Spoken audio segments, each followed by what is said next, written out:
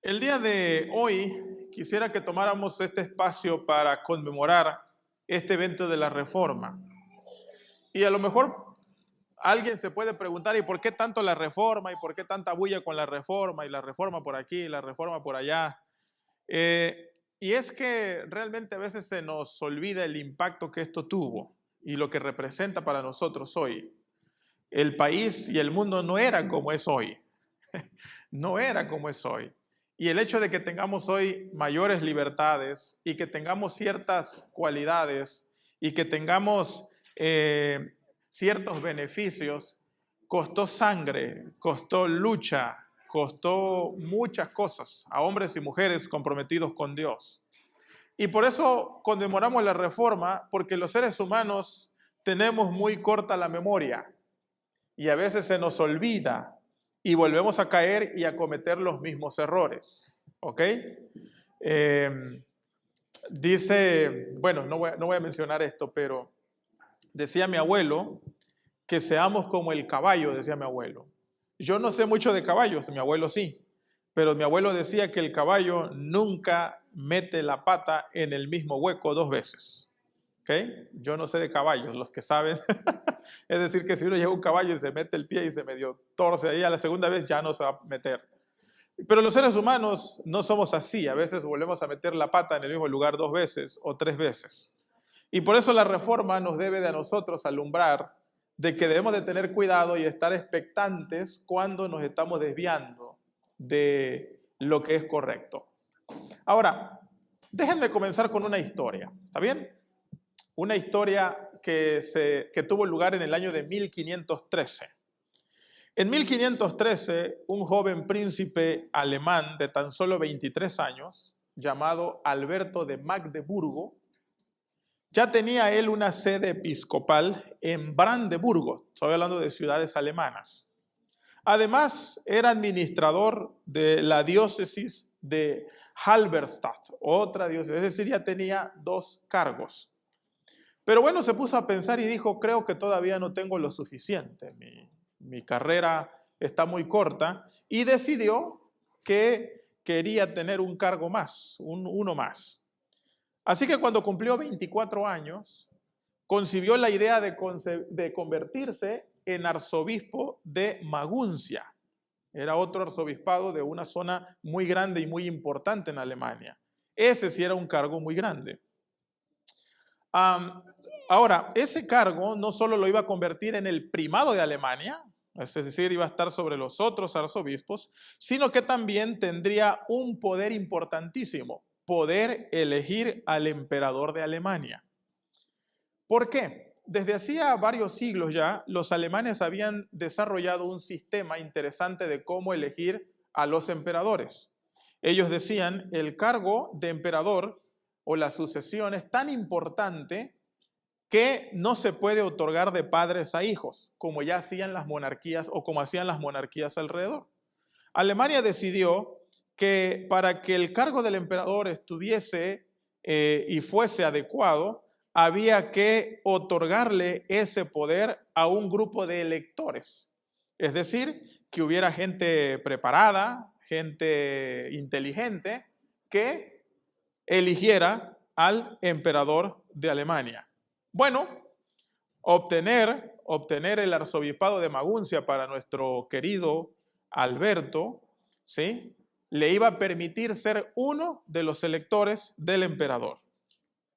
Así que nuestro querido Alberto, con solo 24 años, ambicionaba con convertirse en alguien de ahí, ¿no? En el primado de Alemania, el primado más poderoso, y una de las 7 personas que iba a elegir al emperador. Ese era un cargo muy jugoso. ¿Por qué era muy jugoso? Porque cuando el emperador moría y había que elegir al sucesor, los candidatos, los que ya estaban ahí como los posibles candidatos, inundaban con sobornos a los 7 electores. Es decir, le mandaban regalitos, dineritos, etcétera, ¿ya? Y era una práctica habitual sobornar a estos 7 electores. Había un problema con las ambiciones de Alberto, nuestro joven de 24 años. Y es que había una ley canónica eclesiástica o el derecho eclesiástico que no le permitía obtener varios cargos a la vez. Es decir, él podía obtener 2, pero 3 ya era demasiado y la ley no se lo permitía. Alberto, o te quedas con las diócesis que ya tienes, ¿sí? Te administras el obispado, o renuncias y pues aplicas para esta otra que tú deseas. No se puede ser primado de Alemania, arzobispo de Maguncia, elector imperial, etc. Pero a Alberto le pasaba como muchos jóvenes, ¿no? Muy ambicioso, muy entrón, y dijo, lo voy a conseguir porque lo voy a conseguir. Así que decidió que iba a buscar la forma de lograrlo. Escribió una carta al papado de la época, y el papado podría ser enormemente comprensivo, y le dijeron, bueno, efectivamente es ilegal que acumules muchos cargos, pero se te puede otorgar un documento que se llama dispensa. ¿Qué era la dispensa? Era como una especie de permiso para poder obtener más cargos y poder saltarse un poco la ley. Le dijeron a Alberto que le iban a dar esa dispensa a cambio de 24.000 ducados. El ducado era la moneda de la época. Es decir, entonces te vamos a dar este permiso, pero a cambio tienes que pagar 24.000 ducados. Bueno, esta cifra era enorme. No sé realmente cuánto representaría en pesos mexicanos y en pesos de esta época. Lo que la historia dice es que Alberto, a pesar de que era muy rico y era de familias importantes de la época y tenía todo ese control de algunas diócesis, no pudo pagarlas. Pero bueno, le dijeron, aquí está, esta es la opción que tienes. No solamente te vamos a otorgar la dispensa a cambio de 24.000 ducados, sino que hay algo, le dicen a Alberto, que tú puedes hacer en tu región. Él administraba cierta región de Alemania donde había diferentes parroquias y le dijeron, bueno, hay una idea que te damos para que puedas recoger los 24.000 ducados. Ahí en tus diócesis, en los lugares de tu jurisdicción, puedes usar la bula de indulgencias. La bula de indulgencias es un documento antiguo, ¿sí? Firmado por el Papa de la época, donde a través de esa bula se le permitía a una persona viva o una persona muerta salir del purgatorio antes de tiempo. ¿Ok? Ese era un documento. Entonces le dijeron, bueno, lo que puedes hacer para recoger este dinero es vender las bulas de indulgencia en tu región. Y con eso tú puedes pues ganar dinero y pagarnos. La idea, como se formuló en la época, era una idea muy inteligente y muy beneficiosa para todos. Se supone que en este proyecto económico todos iban a ganar. Iba a ganar, pues obviamente Alberto, ¿no? Que era el que le interesaba conseguir los 24.000 ducados para pagar su dispensa y obviamente el obtener el cargo. La mitad de este dinero recogido iba a parar a las arcas para poder terminar, las arcas del Papa, perdón, para terminar las obras de la Basílica de San Pedro en Roma, que en ese tiempo se estaba construyendo, estoy hablando del siglo XVI, se estaba construyendo, o esa iglesia iba a ser, era ya la más alta del mundo para ese tiempo, ¿no? Ahorita ya hay otras mucho más grandes, y él le urgía terminar, entonces la mitad del dinero iba a parar allá. Seguramente Alberto, para poder gestionar este dinero deprisa, le iba a pedir un préstamo a la banca internacional del momento y obviamente la banca le iba a otorgar el dinero y después iba a recoger su dinero pues con intereses, obviamente. Así que también iba a ganar la banca de Europa. También se le tenía que dar una suma al emperador de Alemania, porque el emperador, para que pudiesen gestionar cuestiones como estas, tenía él que autorizarlo y casi siempre ese permiso se otorgaba a través de una suma de dinero. Entonces, en términos generales, pues ganaba Alberto, ganaba el Papa que le urgía terminar la Basílica de San Pedro, ganaba también el emperador y pues ganaba la banca internacional. Incluso, algunos llegaron a pensar que también iba a ganar el pueblo. ¿Okay? ¿Por qué? Porque de esta forma, al pagar yo, pues aseguraba que el paso por el purgatorio iba a ser muy breve o bien no iba a pasar yo por el purgatorio. Entonces, al pagar mi dinero, al pagar esto, al morir, yo ya tenía asegurado prácticamente un boleto al cielo. Y no solo yo, sino también podía sacar a mi tía, a mi abuelita y a todo lo que yo quisiera y reducirles la condena en las llamas del purgatorio. Bueno, con esta idea y este proyecto que beneficiaba a todos y que aparentemente pues todos iban a salir ganando y nadie se podía quejar, se comenzó la venta de indulgencias en 1512, por ahí, en la región de Alberto, y se establecieron un grupo de vendedores que eran expertos en ventas para que salieran por las calles, los pueblos, las aldeas, vendiendo las indulgencias. No se obligaba a nadie a comprar, era una oferta. No te decían cómpralas porque si no, no. Era, aquí está, es tu oportunidad, pero los vendedores eran tan hábiles que era casi imposible resistirse a esa oferta espiritual. Uno de los que ha pasado a la historia, todo esto que estoy diciendo, hermanos, no lo estoy inventando, usted puede entrar a internet, puede ir a una biblioteca y va a encontrar toda esta información. Uno de los más conocidos es el dominico Juan Testel, muy famoso. No era el único vendedor, habían muchos más, pero este pasó a la historia porque su frase de venta era la siguiente: apenas la moneda toca el platillo, el alma sale volando del purgatorio al paraíso. Apenas la moneda toque el platillo, el alma sale disparada hacia el paraíso.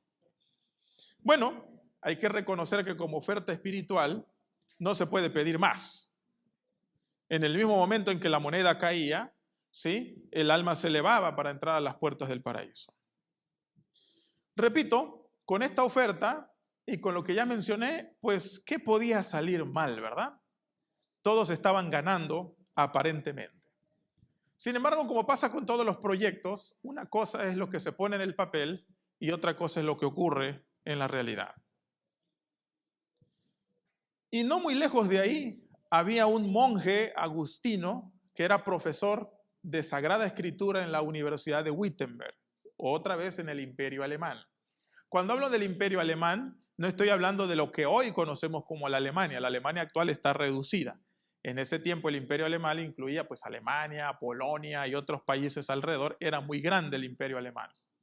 En la Universidad de Wittenberg había un monje agustino que era profesor de Sagrada Escritura y de pronto comenzó a recibir visitas de fieles, de penitentes, que llegaban a pedirle consejo porque se sentían un poco incómodos con la venta de indulgencias.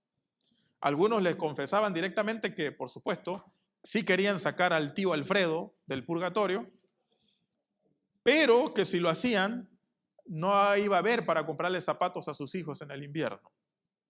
¿Okay? Otros le dijeron, bueno, la verdad que me encantaría mucho sacar a mi mamá y a mi abuela también, ¿sí? Pero vamos a pasar hambre el resto del año porque las indulgencias son muy caras. Entonces le empezaron a decir, ¿qué hacemos? ¿Qué nos aconsejas? O pagamos las indulgencias y pasamos hambre, o ¿cómo le hacemos? Dinos pastoralmente qué debemos de hacer porque nos sentimos un poco presionados. Si no le compro la indulgencia a mi mamá, pues soy un peor hijo. Pero si le compro las indulgencias a mi mamá, voy a dejar con hambre a mis hijos. Por favor, aconséjame, ¿qué hago? ¿Qué hubiesen dicho ustedes si hubiesen sido pastores en Wittenberg para 1500? Bueno, estas historias que llegaban continuamente a él comenzaron a inquietarlo un poco. El monje se llamaba Fray Martín. Así se llamaba el monje agustino, Fray Martín. Le empezaron a inquietar primero porque tenían la sensación de que aquello colocaba una presión económica sobre la gente que era discutible. Es decir, ¿por qué meter esta presión en las personas que es innecesaria? ¿Sí? Ya el hecho de ponerlos ahí hacía sentir mal porque pues, todos tenemos un familiar que se ha muerto, ellos también los tenían, y no comprarlos era faltarle a la familia. Pero lo segundo es que esta situación despedía a un aroma de comercio de cosas sagradas. Es decir, esto parece que están comerciando con cosas sagradas y las cosas sagradas no se comercian.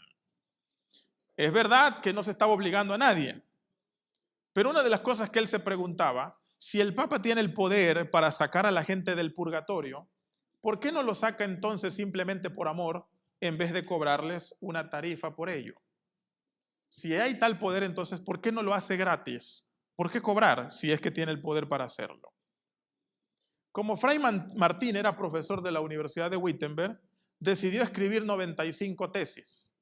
¿Okay? Usted dirá, wow, No, una tesis de ese tiempo no es como las tesis de ahora, ¿ok? Con una no puede uno, ¿no? Menos con 95. No, una tesis son como pequeñas declaraciones, pequeños párrafos que resumen ciertos puntos o ciertos argumentos, ¿no? ¿Sí? No, escribió 95 y las va a clavar en la puerta de la iglesia de Wittenberg. Ahí las clavó. No como un desafío, ¿eh? No es que llegó a la iglesia y clavó y rompió la puerta. No. Lo que pasa que la puerta de la iglesia de la Universidad de Wittenberg era el tablón de anuncios de la universidad. ¿Sí se acuerdan, no? Que las iglesias tienen tablones de anuncios. Bueno, en ese tiempo no se colocaban dentro, sino se colocaban en las puertas. Ahí se ponían los anuncios y pues él decidió clavar sus 95 tesis ahí.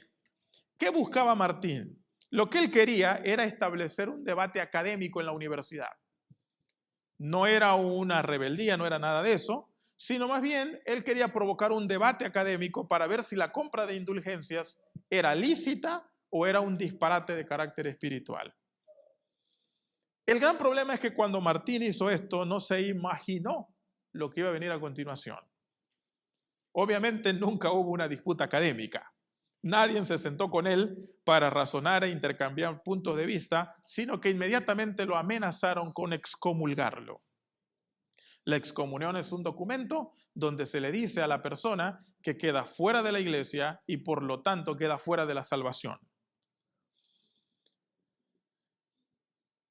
El asunto con las 95 tesis que se volvieron polémicas es que no solamente expuso Martín Lutero su sentir sobre las indulgencias, sino sobre otros temas que ya le preocupaban desde hacía rato.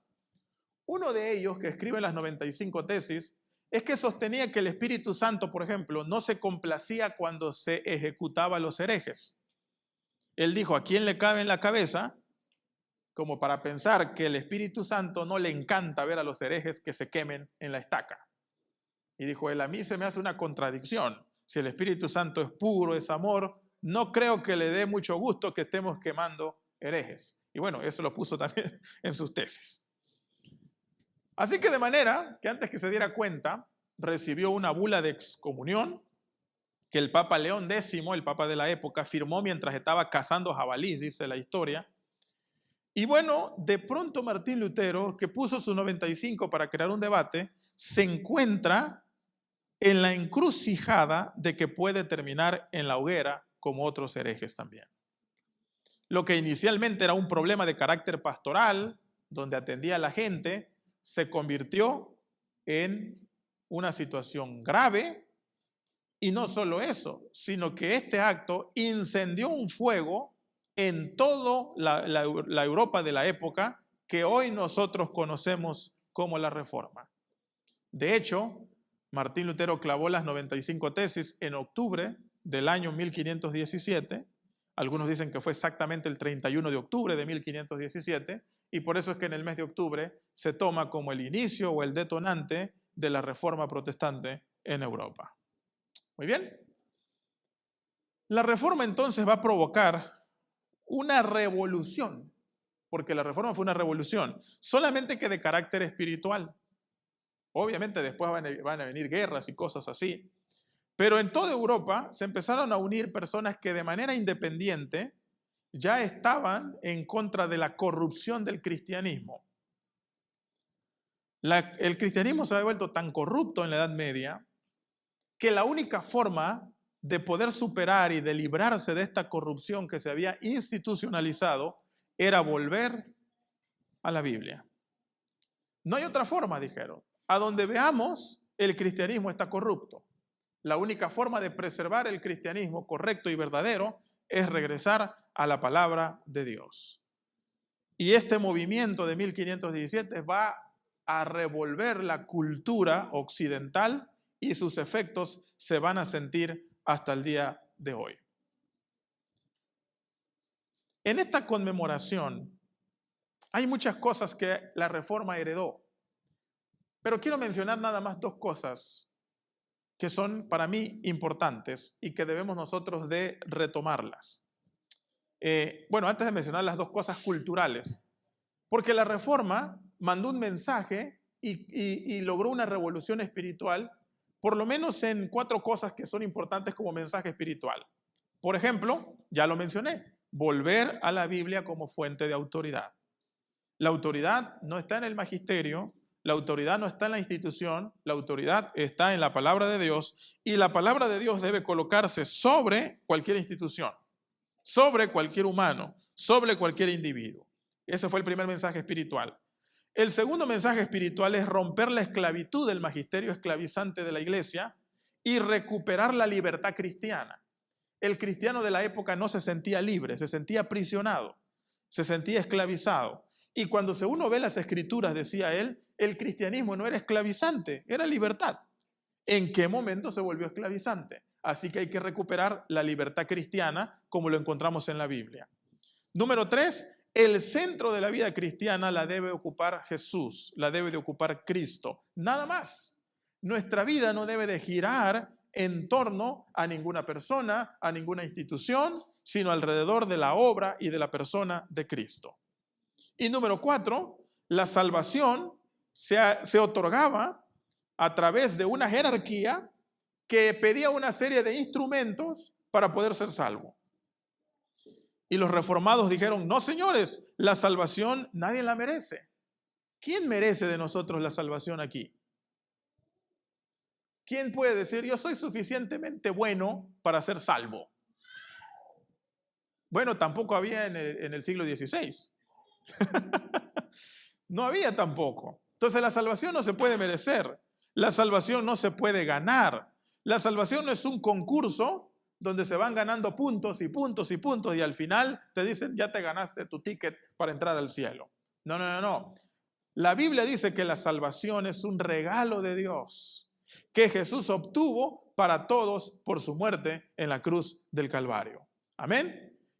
Y obviamente uno de los textos centrales de esto es lo que encontramos en Romanos capítulo 5. De hecho, Martín, el que yo les mencionaba, leyendo Romanos, se da cuenta que nos habíamos desviado.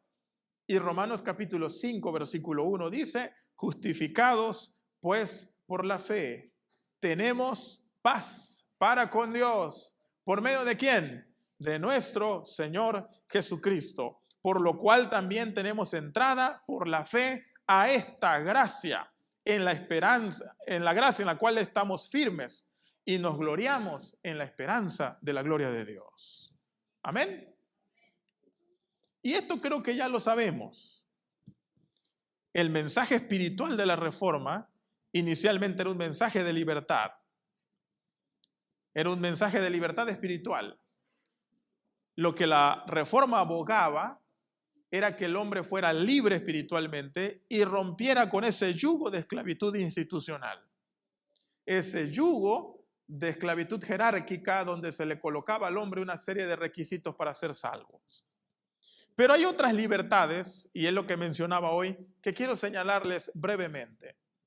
La Reforma tuvo un impacto a nivel social y a nivel de otras libertades que a veces nosotros no somos conscientes o no las vemos, porque obviamente nosotros solamente tenemos la Reforma de carácter espiritual y teológico y bíblico. Pero hay otras libertades que sería importante nosotros reflexionar y llevárnoslas el día de hoy en esta conmemoración. Y podríamos pasarnos toda la tarde hablando de diferentes libertades, pero voy a mencionar dos. La primera es que la Reforma trajo libertad de la ignorancia. ¿Ok? Repítalo conmigo, libertad de la ignorancia. Muy bien. ¿Sabe qué hizo la Reforma? Dijeron los reformados, es obligatorio y necesario saber leer y escribir. Eso comenzó a pregonarse y a impulsarse en los países reformados. Usted me dirá, hermano, pero si había libros anteriormente. Sí, pero incluso en teología, todos los libros que leemos del siglo pasado, era un grupo muy pequeño. Hombres la mayoría, bueno, todos, y pertenecían a las clases aristocráticas, eran ricos solamente los que tenían el acceso a la educación. La Reforma Protestante maneja un discurso, ¿sí? La visión espiritual, dicen ellos, de la Reforma es volverse a la Biblia todos los días. ¿Y cómo te vas a volver a la Biblia si no sabes leer ni escribir? Entonces tienes que leer y escribir. Uno de los primeros trabajos que hace Martín Lutero es traducir la Biblia al alemán. El alemán en la época era un dialecto, un idioma vulgar. Solamente habían 2 idiomas o 3 idiomas sagrados: el hebreo, el griego y el latín. El alemán hoy no es el alemán que hoy decimos, alemán, ¿no? Súper alemán. No, era un dialecto. Y el primer acto que hace Martín Lutero es traducir la Biblia de los idiomas originales al alemán para que el pueblo pudiese leer la Biblia. Pero había un problema: el pueblo no sabía leer ni escribir. Entonces la Reforma propone que todo cristiano y todo individuo debe leer y escribir. Tal es así que en 1536 se abrió la primera escuela pública, obligatoria y gratuita. Escúcheme bien. En 1536 se abre la primera escuela pública, obligatoria y gratuita de la historia de la humanidad. ¿Y sabe dónde se abrió? En la protestante Ginebra, de donde es Juan Calvino. Ahí se abrió la primera escuela pública, obligatoria y gratuita. ¿Por qué? Porque si no sabes leer, ¿cómo vas a leer y meditar la Biblia todos los días si no tienes acceso a ella? ¿Ok? No solo eso, ese espíritu se fue trasladando a los países reformados de Europa. En 1547, la protestante Escocia, ¿sí?, en su confesión, en su confesión de fe, incluye el mandato de que en todas las poblaciones rurales se abra una escuela pública, gratuita y obligatoria para todos los niños. 1547 en el país protestante escocés. Pero Escocia va un poco más allá y dice que en las grandes ciudades debe abrirse una universidad. Una universidad. Usted puede decir, pero ya habían universidades. Sí, pero las universidades de la época estaban administradas por la catedral, por el rey o por los monjes o el monacato, y solamente estaban exclusivos para la élite también. Y en las universidades solo se estudiaba teología, en realidad se leía y escribía. En Escocia dicen, vamos a abrir una universidad, no va a ser para las élites, no va a ser para el clero, no se va a estudiar solamente teología, sino que estas universidades se abren al talento, dijo Escocia. Es decir, si alguien tiene un talento, las universidades van a ser para potenciar ese talento y están abiertas para toda clase social. De hecho, si usted revisa las grandes universidades de hoy, como Harvard, como Yale, como Princeton, fueron todas fundadas por personas inspiradas en la Reforma. En el caso de estas 3 que acabo de mencionar, fundadas por puritanos que eran reformados. ¿Me sigue?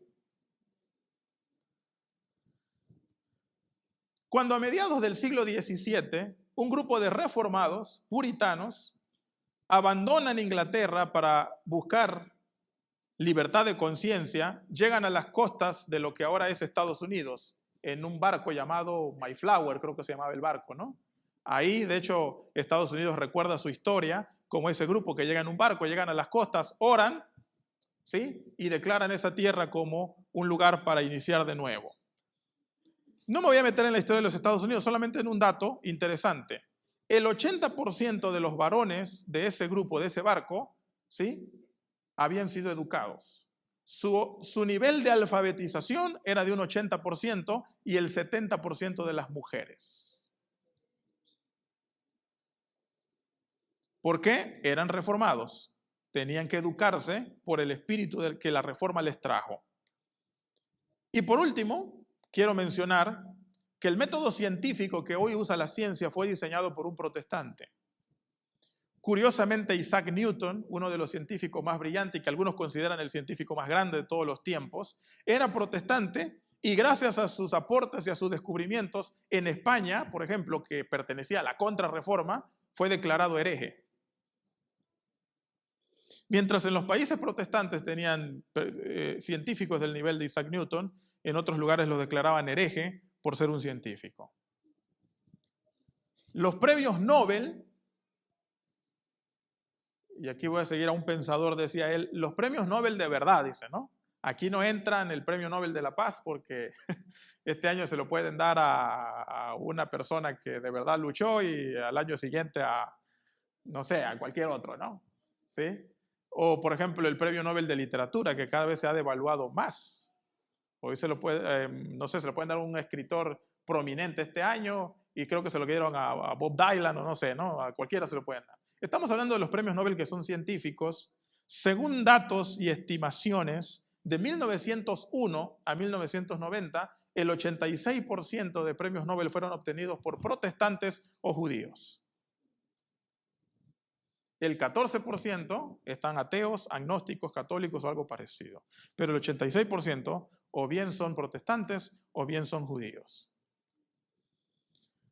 En países como México, donde no hubo reforma, sino contrarreforma, no hubo revolución científica, no hubo esfuerzo educativo público y obligatorio hace 5 siglos. Eso apenas empezó hace algunos años atrás, ya después cuando el país se fue abriendo a las libertades, ¿sí? Pero lamentablemente no hubo estos esfuerzos educativos, pero sí hubieron en los países protestantes. Si usted hoy entra y quiere conocer el país con mayor educación, que es Finlandia, y todos estos países que están alrededor se van a dar cuenta que su símbolo es una cruz, ¿sí? Que precisamente hacen honor a sus raíces reformadas protestantes. Entonces, a veces estas cosas no las vemos en la Reforma y lo que implica socialmente para nosotros. Pero lo segundo es que la Reforma no solamente trajo libertad de la ignorancia, también trajo libertad de la pobreza. Era otro de los grandes propósitos de la Reforma. Antes de la Reforma, la visión del trabajo, y esto ha estado presente en países que pertenecen a la contrarreforma, era una visión negativa del trabajo. El trabajo se veía como maldición y que el trabajo había sido la consecuencia, ¿sí?, del pecado. Es decir, Adán tuvo que trabajar porque pecó. Pero antes de eso, Adán estaba en el paraíso acostado todo el día comiendo uvas y manzanas. Entonces pecó y Dios le dijo, ahora trabajas. Y en la visión tradicional, por muchos siglos, se mantuvo esa idea. El trabajo es una maldición y es un castigo. Y por mucho tiempo así se enseñó. Lamentable en México esa idea tenemos del trabajo. ¿Sí? ¿La palabra trabajo? Sí, bueno, no sé, ¿no? Aquí algún lingüista que me ayude de dónde viene la palabra trabajo. Exactamente no sé de dónde viene el concepto, ¿no? ¿Sí? No, te lo debo ahí para el próximo, la construcción de la palabra. Pero todo aquel que trabajaba y hacía un ejercicio, por ejemplo, no se veía como una maldición. Aquí viene lo otro. Hasta antes de la Reforma solamente se consideraban trabajos dignos, ¿sí?, el estudio, la escritura y ciertos oficios elevados. Los que trabajaban haciendo artesanías y cuestiones con su mano se les consideraba trabajos indignos. Y entonces mucha gente se avergonzaba de trabajar cuestiones manuales. Curiosamente eso todavía está en nuestra conciencia mexicana, ¿sí? Algunos que trabajan en cuestiones de manuales o oficios se avergüenzan de sus trabajos, pero esa es una cuestión heredada, ¿sí?, de estas políticas antiguas y dañinas. Cuando se da la Reforma, los reformados van a la Biblia y se dan cuenta que Martín Lutero no empezó a trabajar, Adán no empezó a trabajar después de la caída, sino que Adán ya trabajaba antes de la caída. Revisan el texto y dice que cuando Dios puso a Adán, le dijo, vas a labrar, ¿sí?, y vas a cuidar el huerto. Y entonces en su teología, leyendo el texto, dicen, oigan, Adán ya trabajaba. El trabajo entonces no es una maldición, el trabajo es una bendición que te autorrealiza. Y se desarrolló toda una teología del trabajo, que toda la gente que trabaja, ¿sí?, se autorrealiza. El que no trabaja se deteriora, de hecho. Una persona que no ejerce algo se va muriendo por dentro. En cambio, el trabajo te dignifica, ¿sí?, te eleva. Y de hecho esto va a impulsar después la tesis de Marx, ¿no? Que va a llegar a extremos ya negativos en su momento, porque Marx decía que cuando alguien se aprovecha del trabajo de alguien, no se aprovecha de su producto, se aprovecha de él como persona. Porque el trabajo es una extensión de nuestro ser. ¿No le ha tocado que cuando hacemos algo con nuestras manos nos ponemos al ladito así, lo veamos y decimos, ¡ajá! ¿No? ¿Sí les ha tocado? ¡Wow! ¿Sí, no? Qué bonito quedó esa repisa que puse, decimos, ¿no? Entonces, de alguna forma nos miramos en el trabajo. ¿Ok? Nos miramos ahí, nos proyectamos porque sentimos que es una extensión de nosotros. Y eso la Reforma comenzó a trabajar en esa dignificación del trabajo. Entonces, el trabajo era la finalidad del hombre antes de la caída, dicen los reformados, y desarrollan todo un sistema económico para impulsar el trabajo y empiezan a dignificar al hombre. Todo trabajo tenía que ser bien remunerado, porque todo trabajo era santo y todo trabajo era bendición. Incluso hay una frase de Martín Lutero que llama la atención. Las amas de casa eran poco valoradas en las sociedades antiguas. Y bueno, lamentablemente hoy también. De hecho, las amas de casa son las que más sufren. Si es una cultura machista, pues ven ahí la mujer que se queda en casa, ¿no?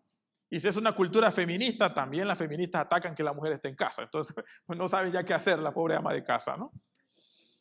Martín Lutero dijo que el trabajo que hace una mujer en casa es más santo que todas las tesis de todos los monjes del mundo. Incluso una vez el reformado Juan Wycliffe, el padre del metodismo, maestra de historia, ayúdeme, Juan Wesley, él fue una vez y le dijo, mamá, tú que te quedaste en casa y creaste a todo tu montón de hijos, necesito que me des una lección, estoy escribiendo algo y dime cómo le hiciste. Y lo que le contesta la mujer habla de un espíritu de la Reforma precisamente. Ella le dijo que en casa estaba formando a la sociedad del futuro. Miren la visión que tienen. Yo me quedé en casa para cuidarles a ustedes porque no solamente estoy cuidando niños, estoy construyendo a los hombres del futuro. Entonces tenía una visión digna de su lugar en casa. No dijo, pues aquí estoy, aquí me dejaron, miren, no he hecho nada. Todo trabajo tenía que ser dignificado, tenía que ser entendido como algo importante. ¿Y esto a qué condujo? A que en los países donde la Reforma triunfó se desarrollaran científica y económicamente. Y esto no es invento chino. Usted entre a Google y busque los países reformados y usted va a ver cómo el progreso ha alcanzado a estos países. Entonces la reforma y el progreso no tiene nada más que ver con una cuestión mística o una cuestión declaratoria, sino más bien la reforma nos invita a nosotros a cambiar nuestra forma de pensar sobre nuestra relación con Dios, nuestra relación con nosotros y la relación con el prójimo. No solo entonces trajo libertad espiritual la reforma, sino trajo libertad también de la ignorancia y trajo libertad de la pobreza. Lamentablemente en los países donde la reforma no pudo llegar, la pobreza ha sido el lastre y ha sido el talón, ha sido el problema que hasta el día de hoy no se puede superar. Cuando estamos aquí reunidos el día de hoy conmemorando la reforma, tenemos que recordar que somos reformados, no solamente porque tenemos libertad espiritual, sino también porque nos comprometemos con el espíritu de la reforma. Creemos en la educación, creemos en el desarrollo, no porque Dios nos quiere pobres o porque Dios nos quiere ignorantes. Todo lo contrario, somos imagen de Dios, creados a imagen suya, amén, para vivir, ser felices aquí, desarrollarnos aquí y obviamente hasta encontrarnos con Él en su presencia. Amén. Como les decía, hay muchas otras libertades más. Por ejemplo, hay algo interesante que ocurrió con el tema del poder. La reforma modificó la forma del poder. Eliminó inmediatamente el poder centralizado en un monarca. ¿Sí? Porque la reforma tiene una visión bíblica pesimista del hombre. A ver cómo está eso. La reforma creía que el hombre, el corazón del hombre es engañoso y corruptible. Y que darle todo el poder a una persona es, ¿sí?, es meter en riesgo a toda una nación.